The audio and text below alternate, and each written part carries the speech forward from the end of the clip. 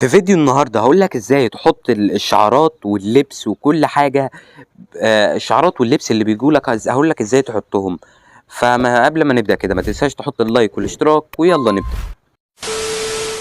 أول حاجة بتدوس على النادي، بعد كده بتدوس على غرفة تغيير الملابس، بعد كده بقى بيبان لك العرض كل حاجة. ممكن تحط الكورة بتاعتك، تحط كورة، تحط الكورة اللي أنت عايزها من عندك. ممكن تغيّر الفريق، وأنا هتلاقيني اللي أنا منزّل فريق إزاي. تحط فريق فلسطين أو تحط فريق العين الإماراتي أو الاتحاد أو الهلال أو النصر. هاقول لك إزاي تحطهم، وهتلاقي الحركات التعبيرية أو الطقمة هي ديّة بقى. هتلاقي الطقمة اللي هي بتيجي لك مثلًا هدايا هتلاقيهم جايين هنا، وممكن وتغيّر وتعدّل في الأرقام بتاعة اللعيبة.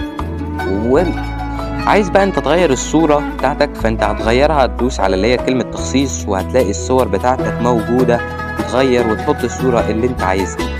فكده يا رب أكون وضّحت لكم الأمر، فما تنسوش تحطوا اللايك والاشتراك، ويالّا سلام.